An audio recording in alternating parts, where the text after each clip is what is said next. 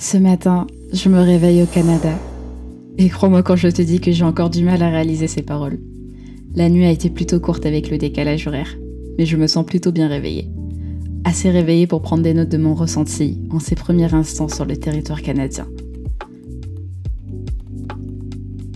Je me remercie aussi silencieusement d'avoir pris une chambre avec un bureau. J'ai eu des papillons dans le ventre toute la nuit en appréhendant la journée d'aujourd'hui. Et nous y sommes déjà. C'est donc avec une hâte très mal maîtrisée que je me précipite hors de mon appartement.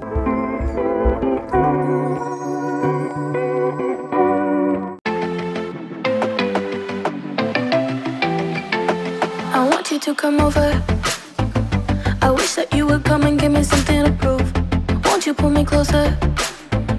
I think that I'm obsessed with everything that you do. L'extérieur est exactement comme je l'imaginais. La banlieue de Toronto, avec une influence très américaine, on ne va pas se mentir. Des bâtiments aux briques colorées, des graffitis par-ci et par-là, des panneaux un peu creepy et des fils électriques partout au-dessus de ma tête. L'ambiance fait un peu téléfilm à l'américaine. J'ai un peu l'impression d'être le personnage principal d'une série. Mais j'avoue que je m'attendais quand même à avoir un peu plus d'agitation. Et pour le coup, c'est vraiment très calme dans la banlieue proche de la ville. Tellement calme que je me demande s'il y a vraiment des gens qui vivent dans ces maisons. Pour le petit déjeuner ce matin, je me rends au Starbucks. Un peu cliché, j'avoue. Mais pour ma défense, j'ai vraiment super faim.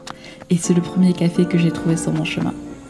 Et aussi, c'est quand même beaucoup plus rassurant de manger dans un endroit que je connais pour ce premier vrai repas au Canada.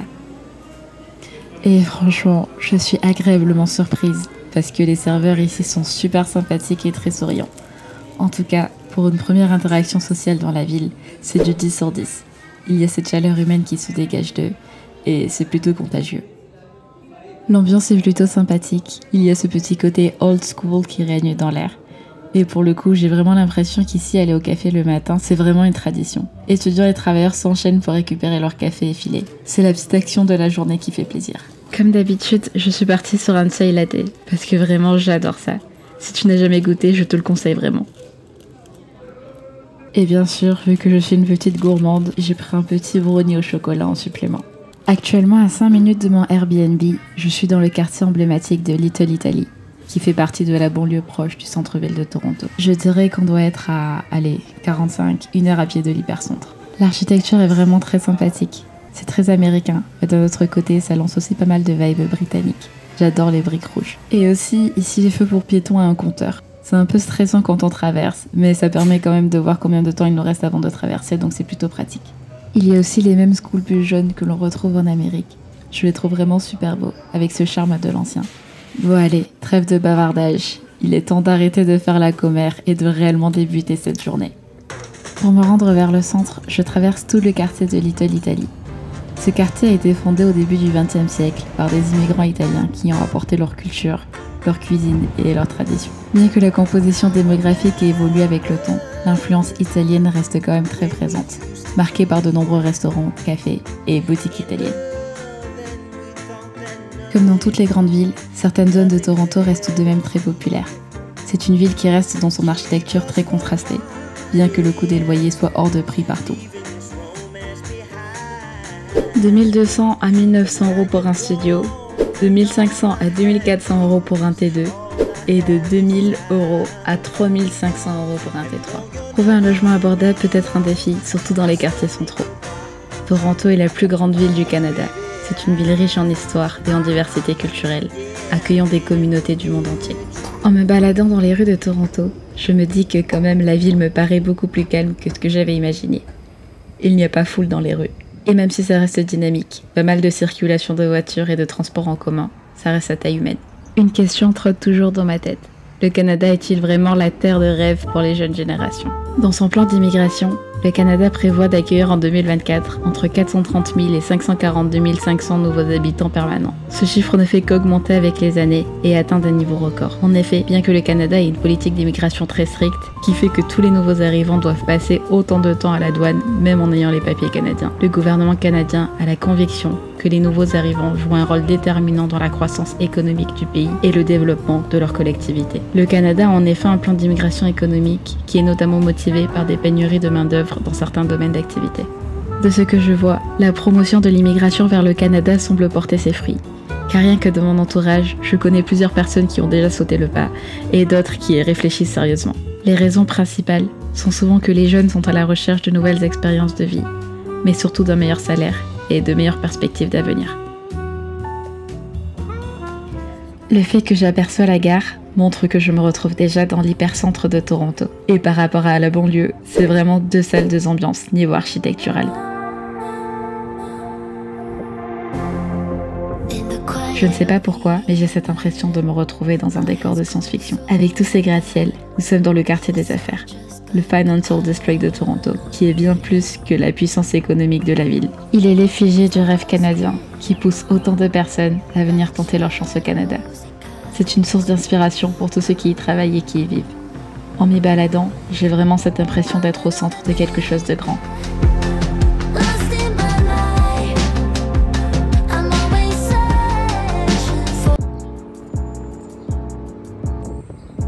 Le quartier est vraiment animé. Il y a des endroits sympas pour aller manger, des parcs et des places publiques avec des artistes qui se représentent.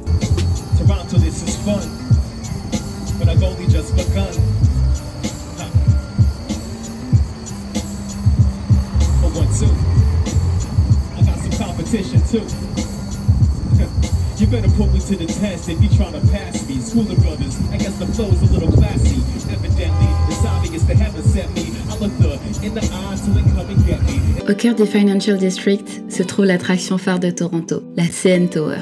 En montant dans cet ascenseur de verre, je ressens un mélange d'excitation et d'anticipation.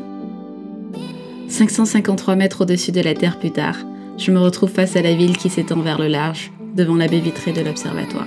C'est un sentiment assez étrange, mais vraiment très impressionnant d'être aussi haut dans les airs et de se retrouver face à un panorama aussi beau. La première chose que je ressens, c'est un sentiment de liberté incroyable. Devant moi, une mer de gratte-ciel, le lac de l'Ontario qui s'étend à l'horizon et des rues qui semblent s'étirer vers l'infini. Il y a quelque chose de vraiment apaisant dans cette vue. On prend du recul, littéralement. Et on se rend compte aussi à quel point la ville est vaste et vivante. C'est comme si tous les soucis du quotidien s'évaporaient, remplacé par un sentiment de tranquillité et d'admiration. C'est drôle parce qu'en étant petite et jusqu'à ma première année d'école d'ingénieur, j'imaginais ma vie dans un environnement un peu similaire. Et en étant ici, du haut de ma vingtaine, je me pose beaucoup de questions. Est-ce que je veux vraiment m'installer ici à Toronto à long terme? Est-ce que cette ville pourrait être ma maison? Parfois, ne pas savoir exactement ce que l'on veut peut être angoissant. Mais vivre des moments comme celui-ci, du haut de la CN Tower, me rappelle ce que signifie vraiment se sentir vivant. Je ressens cette fougue et cette curiosité par la découverte du monde. Ces instants d'émerveillement, ces jeux à couper le souffle, c'est ce qui me pousse à continuer à explorer et à chercher ma place dans ce vaste monde. Même si je ne sais pas encore où je veux être et que je me sens encore perdue sur ce que je veux et qui je veux être. Je salue tout de même le courage de toutes ces personnes qui ont imaginé les villes comme celle-ci, dont le paysage était coupé le souffle. On fait souvent le parallèle entre le Canada et les États-Unis. Et Toronto est souvent assimilé de ce fait à New York. Ce qu'en soit je peux comprendre, parce que l'architecture des bâtiments dans l'hypercentre est impressionnante dans les deux villes. Mais je dois quand même avouer que de mon point de vue, New York a quand même quelque chose de plus, et reste la ville la plus impressionnante. Ce qui bien sûr n'enlève en rien le charme de Toronto. Parce qu'en dehors de la grandeur et de la puissance du pays, le Canada offre une qualité de vie plus sereine que les États-Unis. En tant que jeune adulte, curieuse de découvrir le monde, j'ai quand même conscience que la richesse d'un pays ne se mesure pas seulement à sa grandeur ou à son pouvoir, mais à la qualité de vie et aux expériences uniques qu'il offre. Et c'est cette fois sur le ferry, pour observer le large de la ville, que je te synthétise les points qui, à mon sens, rendent le Canada plus attractif que les États-Unis. Dans un premier temps, le système de santé universel du Canada offre une tranquillité d'esprit inestimable. Contrairement aux États-Unis, où l'assurance maladie peut être coûteuse et inaccessible pour certains, au Canada, tous les résidents ont accès aux soins de santé sans frais directs au moment des services. Ensuite, le multiculturalisme est profondément ancré dans la société canadienne. Le Canada est souvent perçu comme plus inclusif et tolérant, célébrant la diversité culturelle. Cela crée un climat social où les gens se sentent plus acceptés et respectés, réduisant ainsi le nombre de tensions sociales. Enfin, le Canada accorde une grande importance à l'équilibre travail et vie personnelle. Les politiques de congés payés, les semaines de travail plus courtes en moyenne et une culture d'entreprise qui valorise le bien-être des employés contribuent à une vie beaucoup moins stressante qu'aux États-Unis. Enfin, le Canada se classe régulièrement parmi les pays les plus sûrs au monde. Les taux de criminalité sont généralement beaucoup plus bas qu'aux États-Unis, ce qui contribue à une atmosphère plus détente et à un sentiment de sécurité plus élevé. Même de nuit, ça reste très agréable de se balader dans Toronto, bien que ce soit une très grande ville. Suddenly, the world I used to know, I see it differently. You woke me from a dream, now here's reality. Baby, baby, you are really hurting me. 'Cause every time you tell me I look good and that I'm doing fine, but nothing ever changes. And now I see, baby, you are hurting me. Ce soir, je découvre Toronto sous un nouveau jour, ou plutôt sous une nouvelle nuit. Les lumières de la ville illuminent chaque recoin, et la skyline scintillante est à couper le souffle. En marchant dans les rues animées, je suis captivée par la beauté de cette métropole, qui reste animée 24 heures sur 24. Les néons des enseignes, les reflets sur les vitres des gratte-ciels, tout semble se fondre dans un tableau vivant et vibrant. Alors que je contemple les gratte-ciels étincelants et les panneaux lumineux qui colorent le ciel nocturne, je remarque des voitures luxueuses avec chauffeur privé, avec des vitres teintées, et je n'arrive pas vraiment à apercevoir qui se cache dedans. Je me demande alors qui sont ces personnes, qui clairement semblent vivre une vie très différente de la plupart des humains, dans une société à part. Que font-elles dans la vie pour se permettre un tel luxe? Comment ont-elles réussi à atteindre ce niveau de vie? C'est fascinant de penser à tous les parcours différents qui mènent à ce genre de réussite. Chacun a sûrement son histoire unique, faite de travail acharné, de sacrifices et de choix cruciaux. Peut-être sont-ils entrepreneurs, artistes, professionnels chevronnés, ou bien tout simplement héritiers de grandes fortunes. Leurs trajets sont certainement marqués par des moments décisifs, des opportunités saisies et des risques calculés. Comment ces personnes font-elles pour se payer un cadre de vie si privilégié? Quels rêves ont-elles poursuivis? Quelles portes ont-elles ouvertes? Et quelles batailles ont-elles menées pour en arriver là? Je me dis que chaque personne croisée a sûrement une histoire fascinante à raconter. Et moi, qui traîne actuellement dans les rues de Toronto, je rêve aussi de ce que l'avenir pourrait me réserver. Peut-être qu'un jour je pourrais également me permettre ce luxe, ou du moins trouver ma propre définition du succès et du bonheur.